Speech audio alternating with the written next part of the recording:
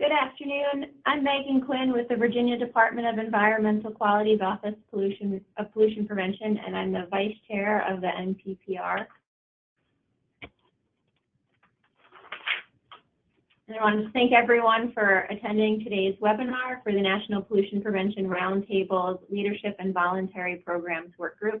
This is the first in a series of monthly presentations featuring leadership and voluntary programs from across the country.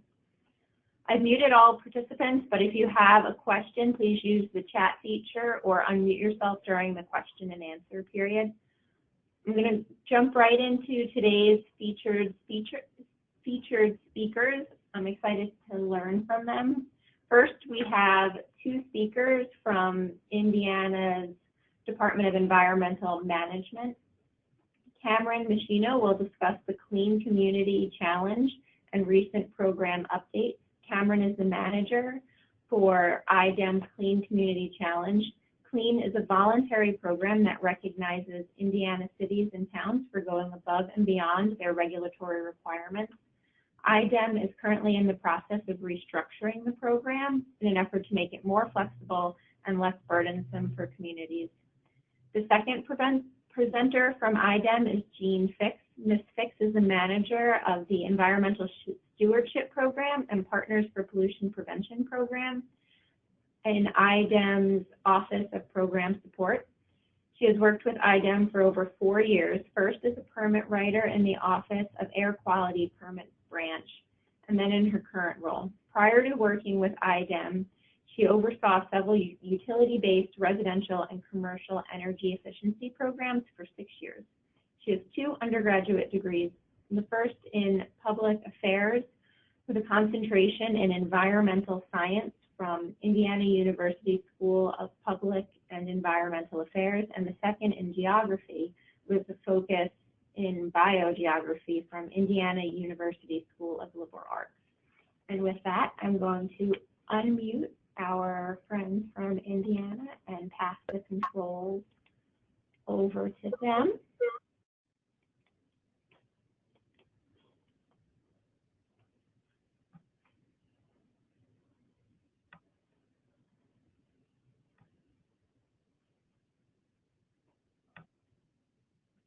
Working.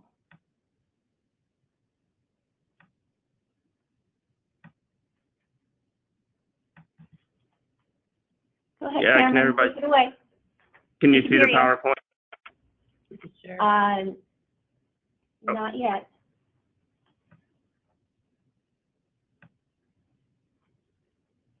You want to see it now? We see the go-to meetings screen with all the colors signed in. Yeah, it's not. Could Could you try passing it back to me real quick? Sure, I'll take it back and.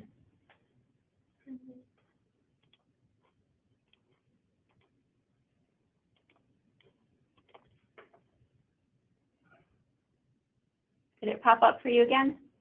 Yeah.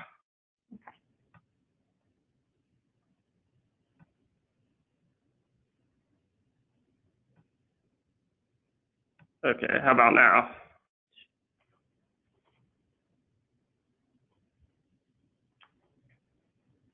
I'm still seeing my screen, but I have you shown as the presenter. Oh, there it is. Yep. Okay. Great. Hello, everyone. My name is Cameron Maschino, and I'm the program manager for IDEM's Clean Community Challenge.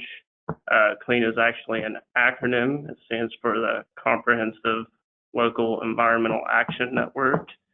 And today I'm going to be discussing the restructuring of our program. So a couple of agenda items. I'll go over our new goal for the program, some of the original program elements, some of the proposed changes, our new action items and cleanest practices, some information that we will provide to the communities.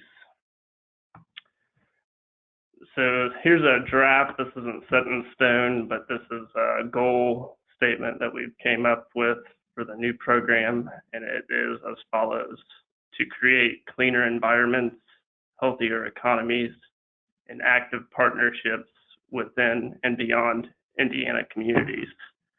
The idea of this goal statement is to encompass three common themes of sustainability, which are environmental, economic, and social elements.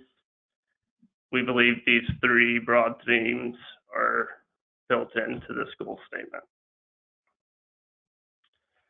Some of the original program elements for the Clean Community Program is that it was open to all Indiana's cities and towns, completely free and voluntary, rewards and recognizes communities for going above and beyond any regulatory requirements, and it was focused on municipal operations such as property or vehicle maintenance that are maintained by the municipality. It had a 4-year membership term and required annual reporting based on a community's inception to the program. So, for example, if Community A joined in February, their annual report would be due the following February. Community B joined in September, their annual report would be due the following September. Now, some of the proposed changes from the original or old program to the new program is the old program had a very burdensome application process that required actually a pre-application and an actual formal application. We have condensed that application process down. We used to refer to project categories as environmental media. Those will be replaced by our new action item categories. We used to require an annual report. Now we're going to require communities to report to us on their project completion. Original program, we required 4 projects. Now it's going to be more flexible, and communities can pick as many as they can implement from our master list of clean practices. In the original program, we also didn't categorize communities. In the new program, communities will be categorized as either A, B, or C based on factors such as population, median household income, and access to resources. In the original program, we also had no external partnerships, and part of this restructuring of this program was creating a working group which was made up of internal and external stakeholders from either other state agencies in Indiana or our partners in industry. Also, the original program had a 4-year membership term. With the new program, there'll be no set membership term, and we'll have a tiered system that rewards progress. So as mentioned in the previous slide, our action item categories will replace what was in the original program termed as environmental media, and they are as follows: transportation and land use, healthy, efficient, and diverse housing, thriving local economies, community sustainability, energy use, conservation, and green buildings, environmental management, government and community engagement, health and wellness, waste management and reduction, and community sustainability. So action items and cleanest practices. So what are these action items? These action items are general general categories for project ideas. So as an example, waste audits on community buildings would fall into the waste management and reduction category, which were our old environmental media.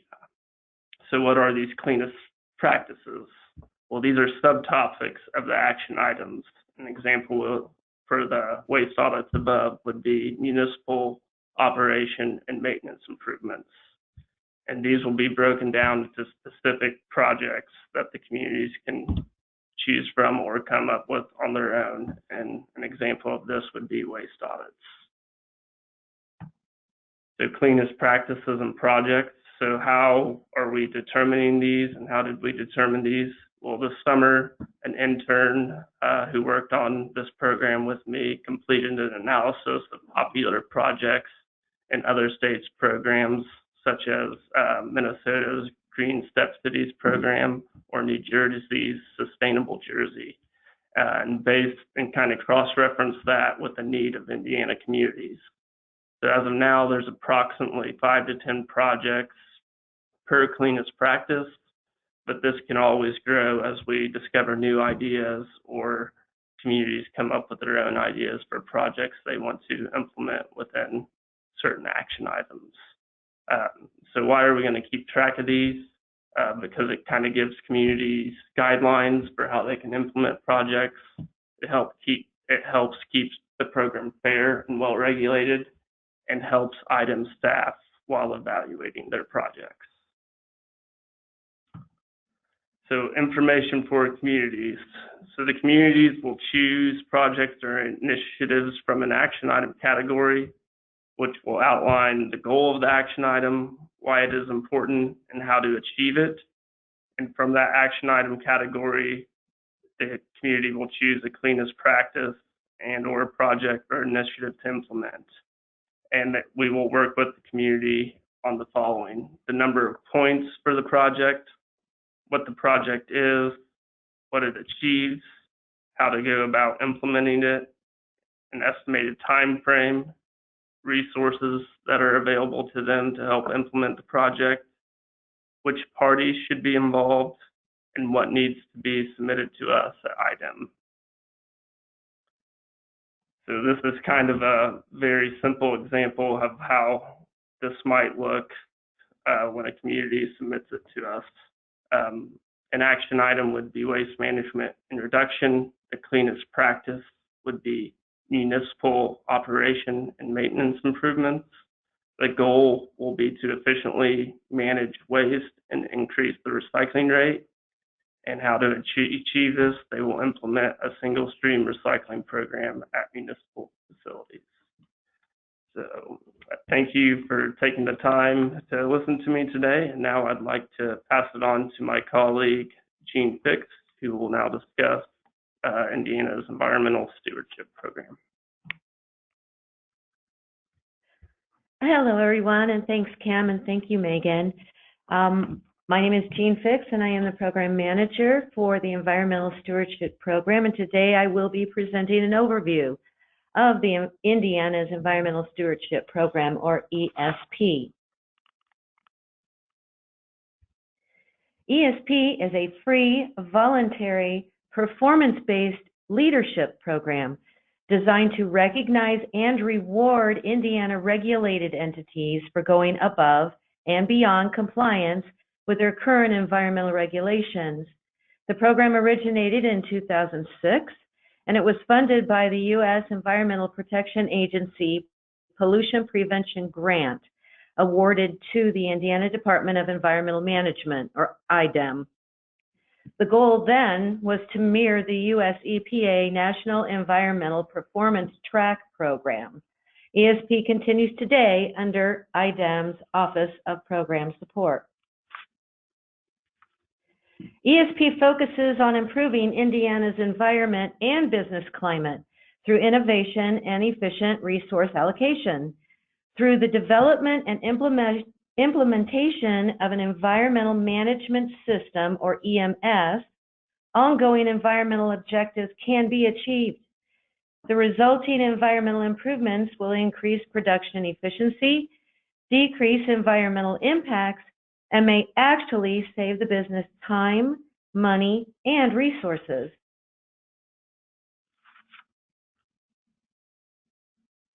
ESP was created to encourage Indiana entities to become proactive with regard to environmental management, to encourage environmentally progressive leadership, to promote the use of the environmental management system, to decrease environmental impacts through increased efficiency, and to decrease environmental impacts through increased efficiency. This provides real business value for the members to allocate resources towards continuous improvement. It creates a shift from regulatory compliance-driven focus to a results-driven focus, and in turn, members may receive incentives that provide regulatory flexibility.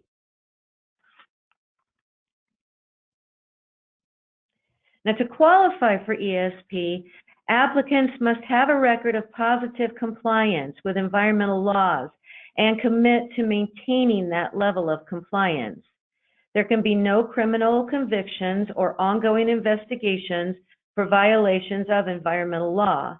Unresolved or unaddressed significant noncompliances or significant violations, 3 or more significant violations in the past 3 years, or a history or pattern of significant problems or noncompliance at the company. They must certify that they have adopted and implemented an EMS that meets all its component elements, and this certification must be completed by an independent third-party EMS lead auditor within the last 36 months prior to the application submission. Certification can be through ISO 14001 at the 2015 standard audit, Responsible Care EMS audit, or an ESP independent assessment protocol.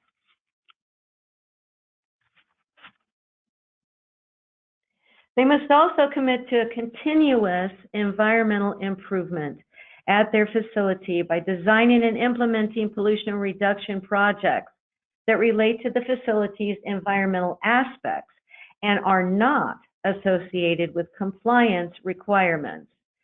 The project should focus on reducing impacts of these aspects and to show measurable reductions while taking into account the full life cycle of the facility's products or services.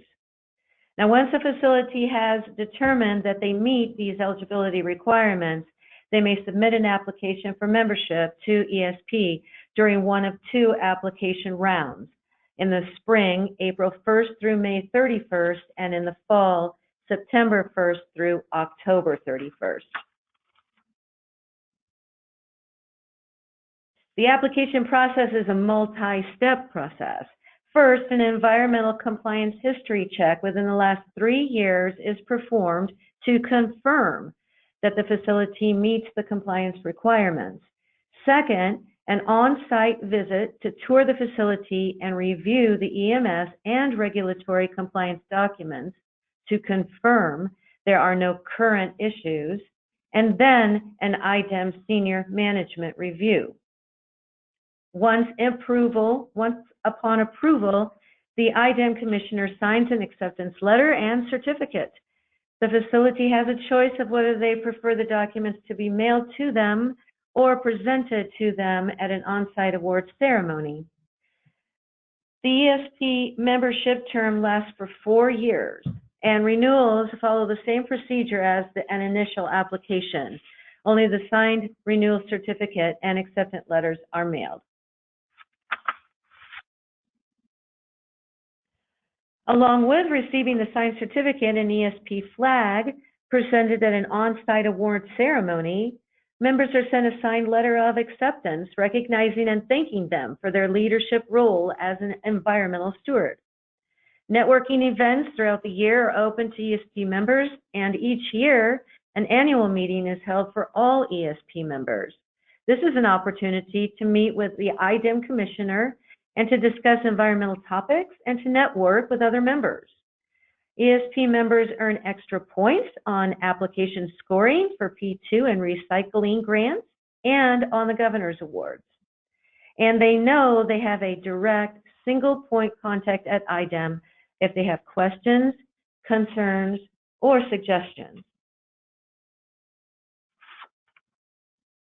Regulatory flexibility incentives are a benefit earned by members that provides business value, reduces regulatory oversight, allows a shift in resources from that compliance-driven to actually achieving results, and provides the member with increased operational flexibility. Members choose which incentives work for them, within their defined regulatory requirements within the air, land, or water branches of IDEM. Generally, all IDEM branches allow for the same air, land, drinking water, wastewater, and stormwater permit writer and inspector, advance notice of inspections, and low routine inspection priority.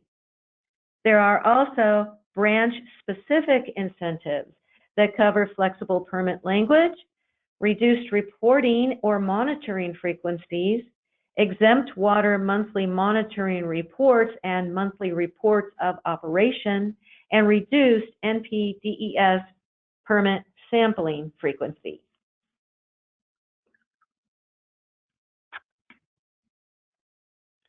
The Indiana ESP checklist for potential regulatory incentives is the form we use for information about the regulatory incentives requested by a facility. For more details about the current list of incentives available to our members, please visit the website that is at the bottom of your screen now.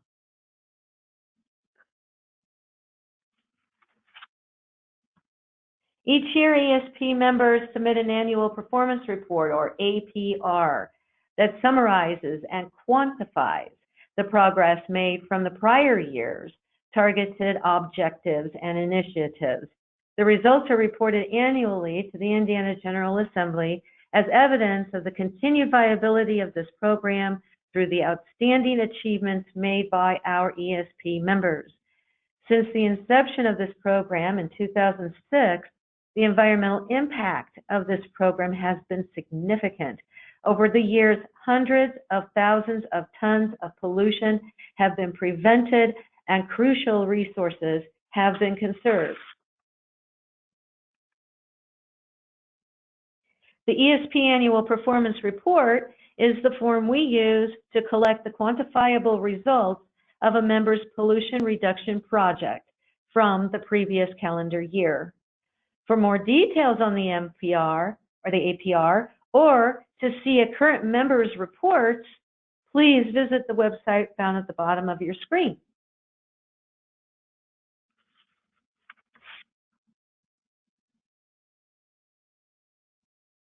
As mentioned, the APR reports on results from the prior year. So the most current results we have during the 2018 reporting period, members of the Environmental Stewardship Program have collectively achieved the following reductions. In air emissions, particulate matter has been reduced by over 9,000 pounds, and volatile organic chemicals, or VOCs, has reduced 154 or over 154,000 pounds.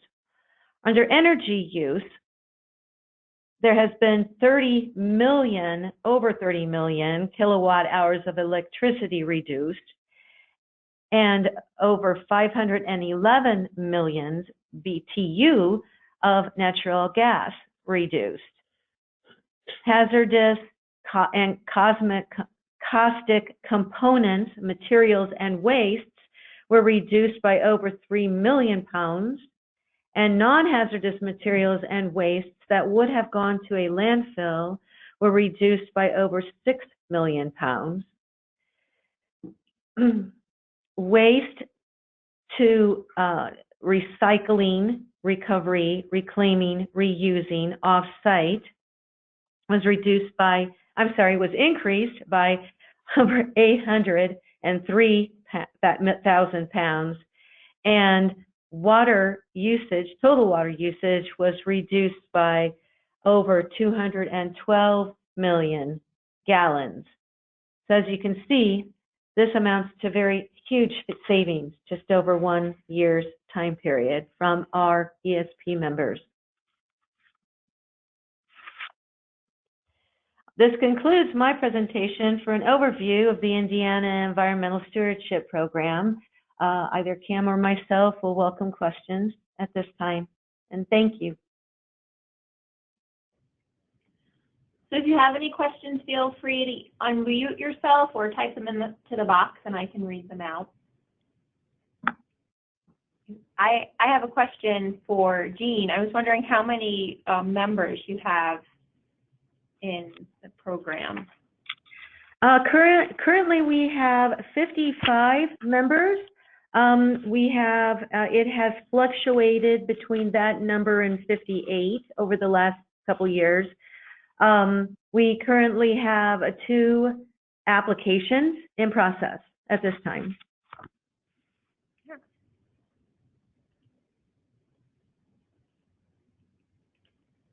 And Cam, I had a question for you as well about how you make the application for Clean Communities, if it's a PDF or an online form, and what software you use for that? We're currently just using Excel and Microsoft Word. So I wish, if you know of any software that we could possibly use, feel free to share that with us. If I knew any, I would. I'm in search of some. And as we go through revamping the program, sometimes we have to add something to the application. Mm-hmm. Sort of a fluid process there. Kathy Gallup is with Tennessee is suggesting that they use FormStack for their application process. FormStack? FormStack. And Ed Gonzalez is asking, how do you get participants to buy into the program? What methods do you use? And that's for either Cam or Jean. So this was one of the main issues why we're kind of restructuring my program, is because some of the especially the regulatory benefits that may appeal to industry, and like in Jean's program, aren't quite as appealing to communities. So one thing for the communities is they like to be recognized. They also like to have some sort of PR material, like in the original program, we gave them a sign, so that's one element that will be retained in the new program, as well as press releases and trying to find them financial incentives. And I'll let Jean address as far as ESP. Yeah, so yes, so in the same sense with Cam's, the incentives factor that's more appealing to communities, most of, my members or potential members are, manufacturers or such, and so the incentives that are most appealing to them would be in ways in which they can reduce their regulatory requirements based upon state and or federal rules enacted for air, land, or water. So that is, it is an enticement for them, but I have found that Indiana manufacture many of them who desire more information and then follow through with the application and the process of becoming a member. They really want to do this. They really want to do what they say is the right thing, which is to lessen the amount of pollution that they put into the air, land, and water, and or eliminate the use of harmful chemicals in their processes. And they can, but really the incentives are something that I think keeps them going, because it's helpful to them to be able to have lower reporting requirements, or to be able to maybe even lower their permit levels because of this program. That helps. Thank you. All right, we have one more question, and then I'm going to move to the next presenter. But has your program ever offered a membership level for organizations that have environmental goals but do not have an EMS? Can you repeat that again? Yeah. Sure. Has your program ever offered a membership level for organizations that have environmental goals but do not have an EMS? I think that's for Jean. If there's a Unfortunately, unfortunately, the ESP program, that is a requirement to have an environmental management system. I do manage another program called Partners for Pollution Prevention, which is more like a networking type group. And many of the ESP members are also members of this program as well. In that program, there are no requirements to have an environmental management system or EMS, but there are several events where members, well, really anyone, can come. They're hosted by member facilities, and you get to hear about the success stories of those facilities. You get to network with other folks, and you get tours of the facility, that type of thing. But the requirements are not quite as restrictive for that program. But unfortunately, yes, the environmental stewardship program, you must have an environmental management system implemented, and it must be certified.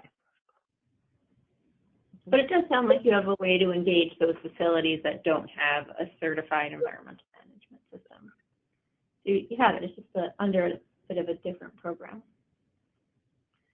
Well, thank you very much, Cam and Jean. I really appreciate you taking the time to tell us about your programs. All right. Thank you, Megan. Mm-hmm. Thank you, Megan. I am going to take the controls back and introduce Rebecca Sproles with the South Carolina Environmental Excellence Program.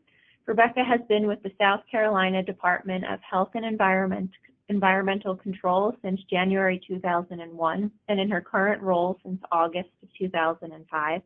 Rebecca is currently the Environmental Affairs Liaison and is responsible for legislative and inquiries on bills and regulation tracking in their legislature. She is also responsible for coordinating enforcement and compliance tools within the department and working alongside EPA on their national compliance initiatives. She is currently enrolled in the agency's Leadership Excellence and Achievement Program.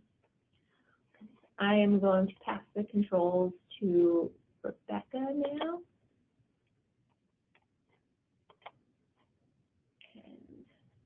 And unmute Rebecca as well.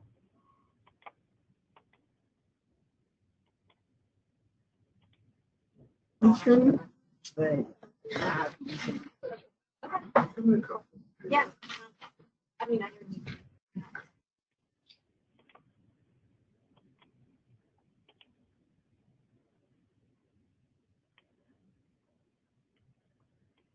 Rebecca, I'm having some trouble unmuting you since the audio pin wasn't put in.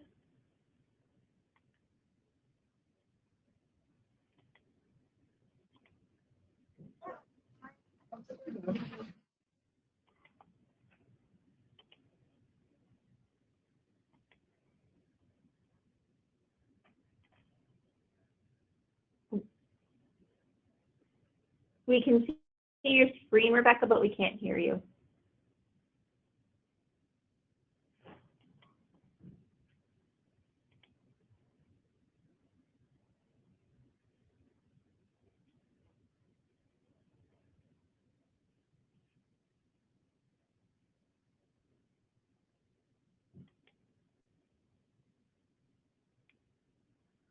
I think if you go to the audio section on GoToMeetings, it should have your audio pin there. And if you just put the audio pin in, then you'll be able to unmute yourself.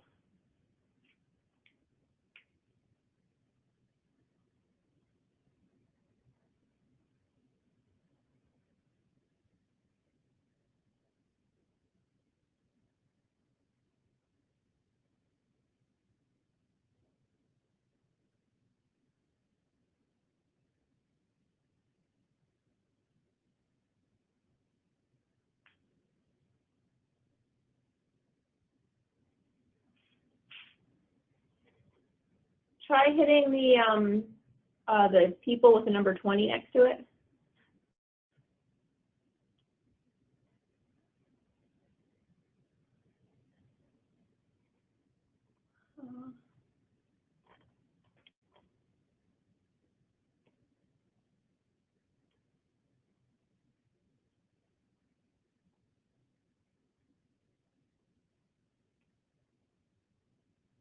All right, maybe you need to try calling back in. My setup is a little different.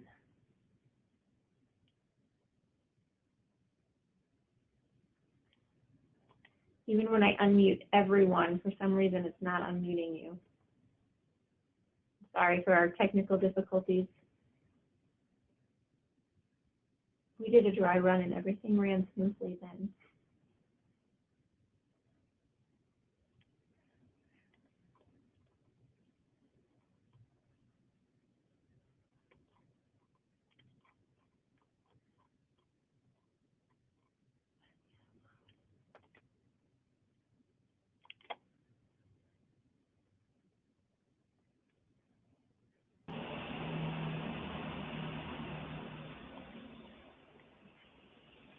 Give us just 1 second as we try and get Rebecca's information set up.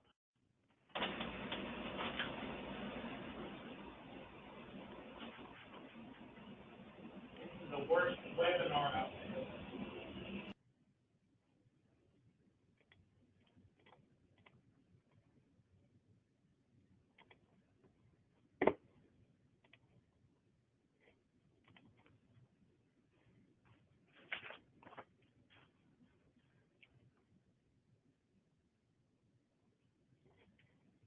While we work on getting Rebecca's access set up, I have another question for Jean. So you do on-site visits for all of the members, but they only renew every 4 years. So about how many site visits a year does that mean? Does that entail?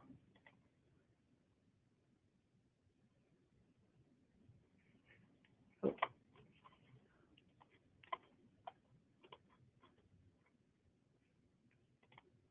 4 years, each member has an on-site visit. Interestingly, this last year, because of the timing of the program's inception, there were quite a few folks that had been approved at that point. So every few years, like half the members are due for renewal. So this last year, I was in the field a lot. 22, I think, 22 or 23 different site visits. Wow. And is that like an all-day site visit? Do you have a protocol that you use when you go on site? It is pretty much all day. Like I say, it does include not only overseeing or looking into their EMS, making sure that everything is working well, but there is also a compliance technical assistance program inspector on site as well that goes through all of their reports and various other things.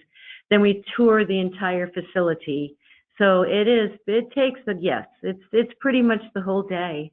And protocol is, well, basically, usually we start with the EMS information first, go to the compliance information within the confines of the conference room, and there can be several folks from the facility there to help answer questions or to pull up specific reports or documents.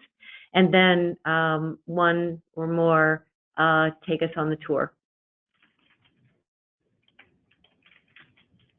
What's the most interesting thing you've seen while on a tour? Can everyone hear me now? Yes. Yeah. Yay! Yay. Right, I'm going to transfer the controls over to Rebecca. Thank you, Jean, for answering those additional questions.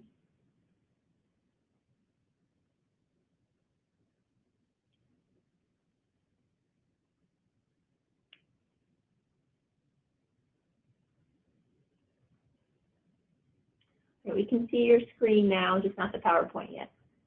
Okay, There we go. working on it. Thank you. Sorry for the technical Got it now. difficulties.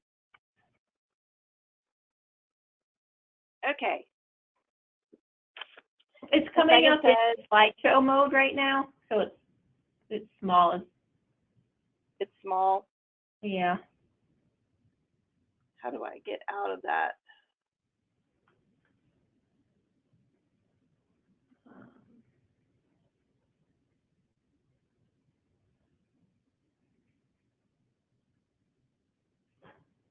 Is that better? There you go. Yep. Perfect. Okay. Thank you. Okay, as Megan said, I am Rebecca Sproles, and I'm with the South Carolina Department of Health and Environmental Control, and I coordinate the South Carolina Environmental Excellence Program, or what we call SCEEP or SCEEP. I'm going to just give you a brief overview of what this program is and what we do for our members. Some history of the program. This began in 1998. Originally at the University of South Carolina. Around 2005 or so, the university decided they didn't want to hold the program anymore, so it was actually moved over to the Department of Health and Environmental Control then.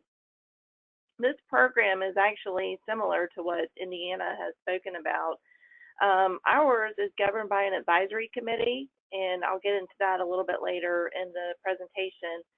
And also, our membership is active for 3 years. So what exactly is SCEEP? The South Carolina Environmental Excellence Program is a voluntary program for companies committed to continuous environmental improvement in order to protect and preserve South Carolina's environment. What we want to see is companies and facilities that are going above and beyond, looking for ways outside of the box, if you will, to be more sustainable. They could be looking for something like an avenue to recycle pallets, finding a school that can use them for a project, or replacing light bulbs, adding fans on a manufacturing floor, all the little changes that can add up to make a big difference when it comes to environmental sustainability. Those are just a few of the things that we like to see from our members. The purpose of this program was to encourage companies to become environmental leaders. We want them to strive every day for continuous environmental improvement, practice pollution prevention, energy conservation, and other resource conservation. The goal of the program is to promote and recognize continuous environmental improvements through pollution prevention, energy, and resource conservation. A high percentage of our members have set goals to achieve zero waste to landfill, and many of them have met that goal. As a part of our application process, we look at goals set going forward and how they have met their goals, and I'll get into that a little bit later as well. So who is eligible for our program? Basically, any South Carolina organization, company, or facility committed to reducing its waste streams through pollution prevention activities can become a member. However, we are a little bit limited. We can't include everyone. We do want to see folks that have an EMS. We do not require them to have an EMS. If they don't have an EMS, we do like to see the goals that they have set forth to make sure that they're striving for that continuous environmental improvement. We also do require that our members have some sort of a permit that they hold through DHEC, or at least a registration type permit with us. And that's just in order for us to be able to do the compliance history check, to make sure that we have hands-on this facility at some point, to be able to see what they're doing. So as I said previously, our program is governed by an advisory committee. This is an external advisory committee that is external to the Department of Health and Environmental Control. Our members include nonprofit organizations, conservation groups, industry members, government entities, utilities, as well as academia. Currently on our advisory committee, we have about 10 members. We have 2 open slots on our committee right now. Our advisory committee are the ones that make all the decisions on who becomes a member into the program. They also have to approve any other business of the program that come forward. Just a few years ago, we changed our logo, just changed the colors, and that's one thing that the advisory committee had to vote on to see if they agreed with changing our logo. Having the external advisory committee, we feel is actually a really good thing, because it kind of takes us as the regulatory agency out of making the decision on who becomes the member. And whenever you have other industries and conservation groups looking at the applications that come in, sometimes they may be a little bit more thorough in looking through the applications than we would be. And it gets some great discussion going as to what we like to see in the applications and what we feel companies could do better.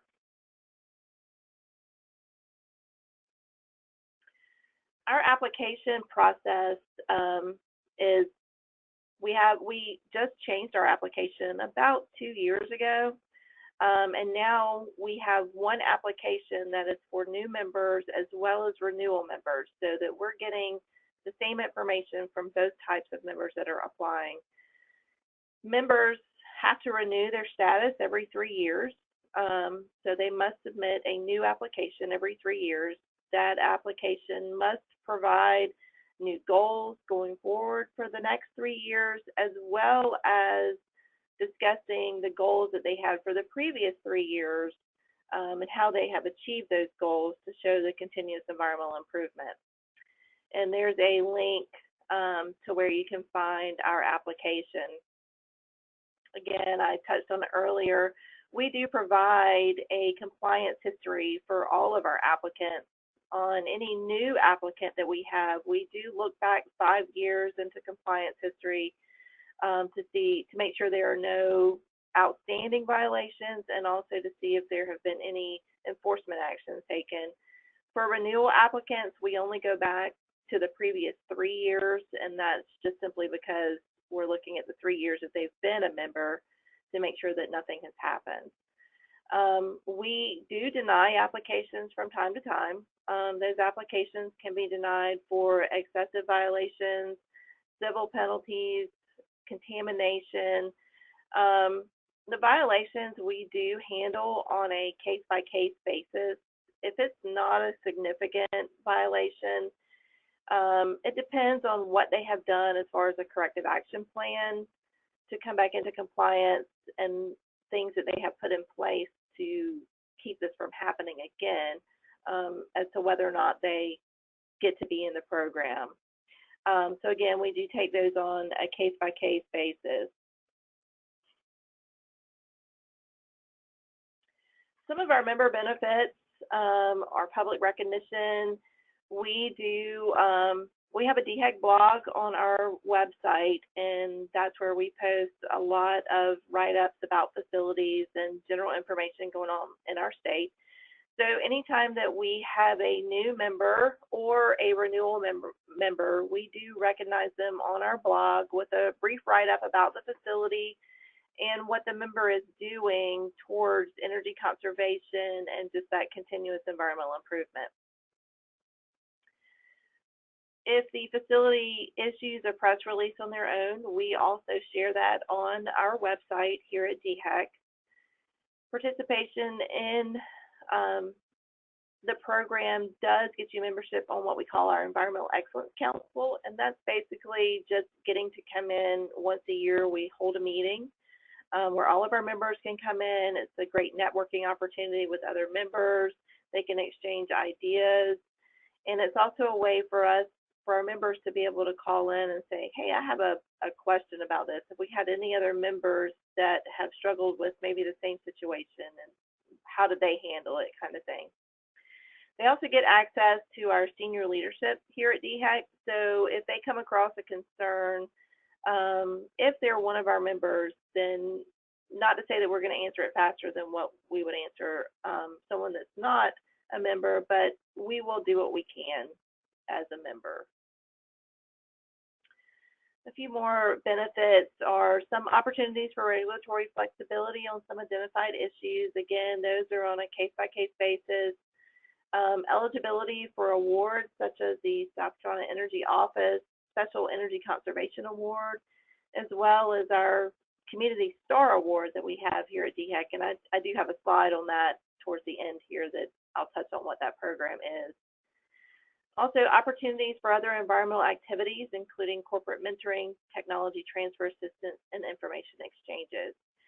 And the logo that I hope you can see it down at the bottom of the screen, they do get to use that logo. We have some regulations governing that logo, but they can put that logo on their letterhead.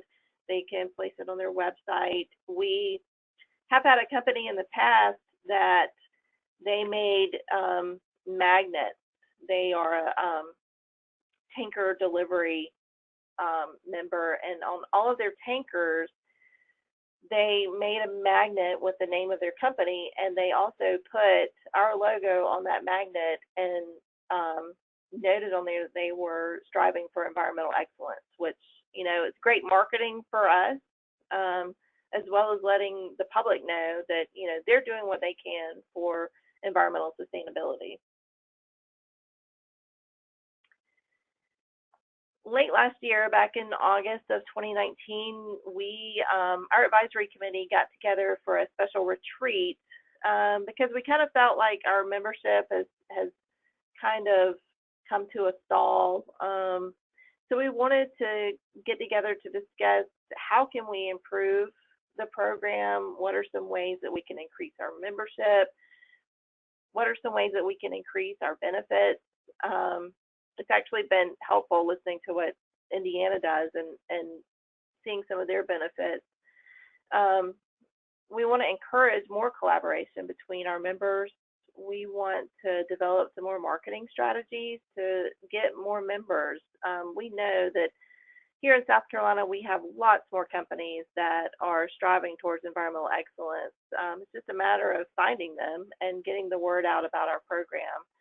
So we're hoping over the next year to actually enhance the website that we currently have, update the results that we have on our webpage as far as energy savings and water savings, just to show what our members are doing.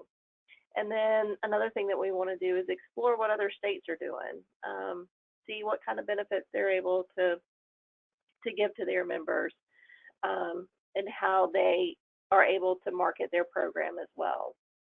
So those are just some of the things that we discussed to continue to grow our program.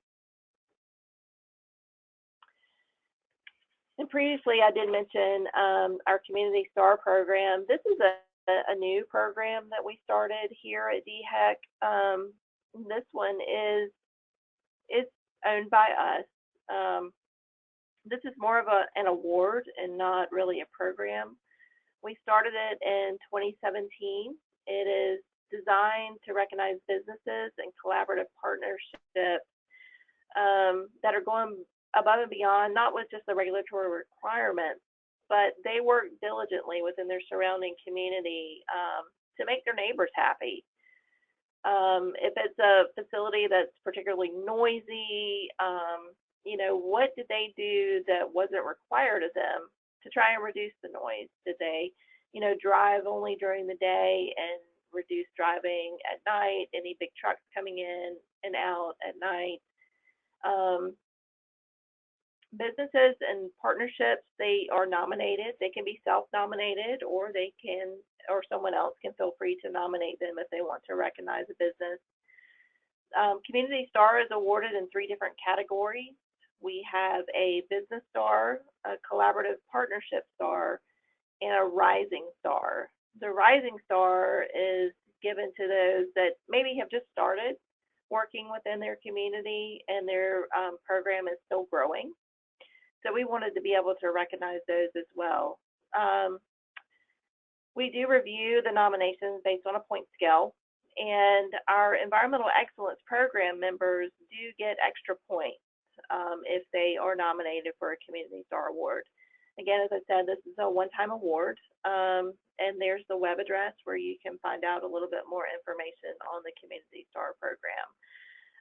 As a part of our community growth that we're seeing, we have also added into the Environmental Excellence Program application. Whenever we updated it a couple of years ago, we enhanced the community portion of their application because we do want to see what are they doing within their communities, what are they doing to help with education at the schools as far as environment goes. And it's been really enlightening to see just what our businesses in the state do within their communities. And there's my contact information. Should you have any questions, feel free to email me if you think of any after the presentation, and I'm happy to take any questions now. Thank you very much, Rebecca. Does anyone have any questions for Rebecca? I have one quick question to get the question started. The advisory committee, how many people are on it? How long is their term on the advisory committee, and how are people elected onto it?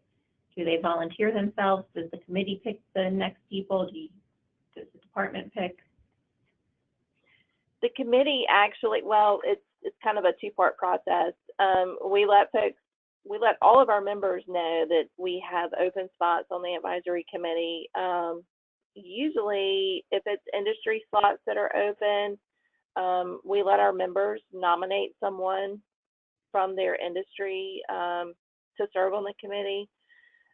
If we have a conservation opening or nonprofit opening, those I kind of have to rely on just looking around the community. We have had, and it's usually other places that we partnership with, like the Wildlife Conservation here in South Carolina used to hold a seat on our advisory committee. But once they are nominated to be on the committee, they have to submit a resume, and the current members of the advisory committee look at the resume, and then they do vote on whether or not they get a seat on the committee. There are term limits. Our term limits are they can serve 2 4-year terms, and of course they can also, if they change jobs or what have you, they can also leave at any time that they need to. We do elect a chair and a vice chair who run those committee meetings. I do serve on the committee. Of course, I'm not a voting member, and I basically serve as the secretary on the committee. Very interesting. We had another question just come in. Is your Community Star program based solely on outreach related to environmental topics, or is other outreach also included? We do. It's mainly based on environmental, but we did award someone last year just because it was a very touching story. We had someone apply last year that owns a restaurant that would take leftover food, that was still good food, not bad food, and he would go out in his community and he would set up tables and feed the homeless with food that was left over from his restaurant. So even though that wasn't, it's sort of environmentally tied, but we still awarded him a Community Star Award. He sounds very deserving. Right. It is 3 o'clock now. I don't want to hold anyone past our scheduled end time, but if you have any other questions that you think of, feel free to contact the speakers or me, and I will get the speakers the question. I did just want to mention I mentioned that this is a series of webinars in the beginning. Our next webinar is scheduled for February 27th. It's going to feature 2 tourism programs, one from Florida and one from California. And then on March 26th, we'll be talking about awards programs. If you have any suggestions for other topics or would like to present your program or have something that you think would be a helpful topic to hear about, please feel free to let me know. Thank you all for joining us, and Thank you very much to our speakers today who took the time to tell us about their programs. I know I learned a lot, and I'm excited to see how I can incorporate some of these into my own program. So thank you very much, and I hope everyone has a great afternoon.